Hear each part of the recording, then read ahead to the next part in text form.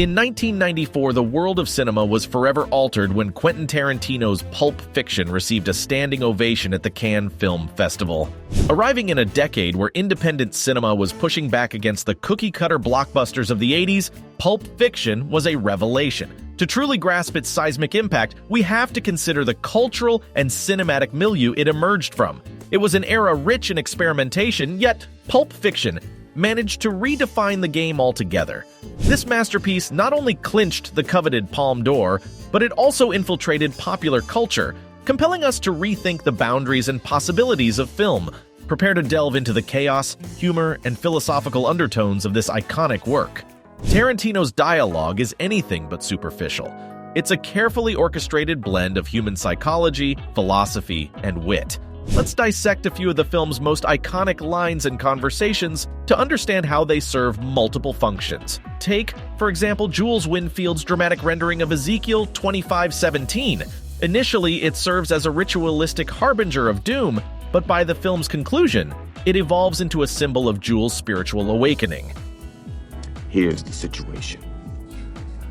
Normally, both your asses would be dead as fucking fried chicken. But you happen to pull this shit while I'm in a transitional period, and I don't want to kill you. I want to help you. Next up is the infamous royal with cheese dialogue.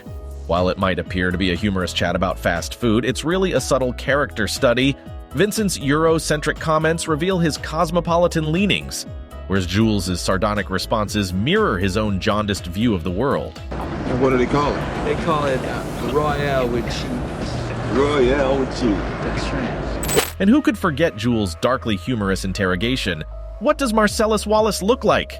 Here, Tarantino shows his unparalleled ability to merge menace with comedy, all while delving into existential riddles. What does Marcellus Wallace look like? In Tarantino's world, dialogue is not merely dialogue. It's a tool that shapes character, provokes thought, and adds a unique flavor, ensuring that we hang on to every word. While the dialogue and characters are keystones in the architecture of Pulp Fiction, they are part of a grander vision conceived by Quentin Tarantino. A devotee of pulp novels, film noir, and spaghetti westerns, Tarantino poured his eclectic tastes into this magnum opus. He cites influences ranging from French New Wave cinema to American crime novels, and it shows. The blend of disparate genres, the oscillation between tragedy and comedy, the subversion of established tropes, all are fingerprints of a Tarantino film. Pulp Fiction is not an isolated phenomenon. It's a distillation of its director's far-reaching inspirations and stands as a central pillar in the oeuvre of Tarantino, communicating his irreverent take on storytelling, culture, and human nature itself. When Pulp Fiction hit the screens in 1994, it was more than just a movie. It was a cultural detonation. In an era where independent cinema was rising against the tides of traditional Hollywood, this film didn't just ride the wave, it created its own tsunami. Its critical reception was as resounding as its Palme d'Or victory at Cannes. Critics hailed it as groundbreaking, revolutionary, and audacious. Esteemed critic Roger Ebert described it as so well written in a scruffy fanzine way that you want to rub noses in it, the noses of those zombie writers who take screenwriting classes that teach them the formulas for hit films. From a box office standpoint, the film grossed over $200 million worldwide against a modest $8 million budget, proving that storytelling audacity can be lucrative, challenging the conventional wisdom that only safe films bring in the big bucks. But beyond numbers, the film's impact on popular culture was, and still is, immeasurable. Pulp Fiction influenced a whole new generation of filmmakers and writers, inspiring them to break free from the constraints of linear storytelling and traditional morality. The film's iconic lines, idiosyncratic characters, and even its aesthetic quirks have been referenced, parodied, and celebrated in countless subsequent works. From The Boondock Saints to Lock, Stock, and Two Smoking Barrels, the ripple effects of Tarantino's masterpiece can be felt in cinema and beyond. Even the mainstreaming of indie cinema can in part be credited to the shockwaves created by Pulp Fiction. In the realm of pop culture, Pulp Fiction transcended the screen to become an integral part of our collective consciousness. Whether it's the ubiquitous references to a royal with cheese, Jules' biblical monologues, or Mia Wallace's iconic dance moves, these elements have been woven into the fabric of our shared cultural dialogue.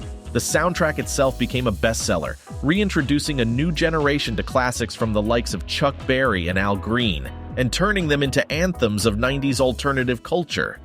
To summarize, Pulp Fiction is not just a film, it's a seismic event in cinema history, a game-changer that shattered conventions, inspired innovation, and left an indelible mark on the face of popular culture.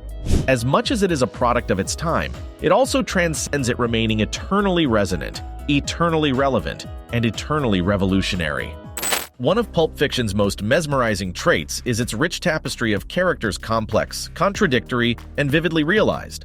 Let's dissect them in greater depth. Samuel L. Jackson's portrayal of Jules Winfield takes us on a journey from cold-blooded hitman to a man on a spiritual quest. This transformation is not merely cosmetic, it's a deeply existential pivot. After experiencing what he perceives as a divine intervention, Jules undergoes a profound reevaluation of his life choices. This culminates in the diner scene, where his interaction with Pumpkin, played by Tim Roth, serves as a litmus test for his newfound outlook. Choosing compassion over brutality, Jules symbolically sheds his past, embodying the film's recurring themes of chance, choice, and change.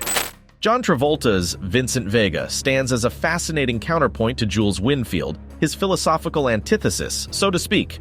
As a hitman, Vincent approaches life with a sort of practical nihilism. Whether it's sharing an intimate dance with Mia Wallace or navigating the consequences of her overdose, these events only solidify his deterministic worldview. Vincent's demise, rather unceremonious, and in the bathroom of Butch's apartment, feels preordained, as if he's a man eternally shackled to the repercussions of his own fatalistic choices. Uma Thurman's Mia Wallace is more than just a mob wife. She is a tapestry of complexities. On the surface, she radiates charisma and charm, but underneath lies a palpable sense of isolation. Her illuminating dinner at Jack Rabbit Slim's with Vincent exposes the intricacies of her character, her dreams, her regrets, and her take on the labyrinth of life. The overdose sequence becomes her moment of reckoning, forcing Mia to confront her own fragile mortality.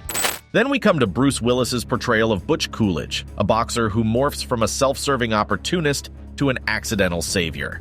The refusal to throw his fight acts as a catalyst, plunging him into an abyss of peril. His harrowing encounters with Marcellus Wallace, particularly during the infamous Gimp scene, become a nuanced dance of desperation and begrudging camaraderie, culminating in an unexpected yet oddly authentic mutual respect. As for the film's innovative storytelling, Pulp Fiction deconstructs conventional narrative, rearranging it into a form reminiscent of a Cubist masterpiece. This non-linear approach does more than just keep us guessing. It demands an active intellectual engagement from its audience.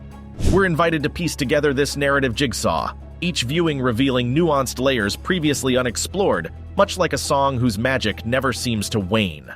In a cinematic world that often avoids ethical convolution, Pulp Fiction does not just tiptoe around moral ambiguities, it leaps into them. Take Butch's iconic gold watch sequence as an example.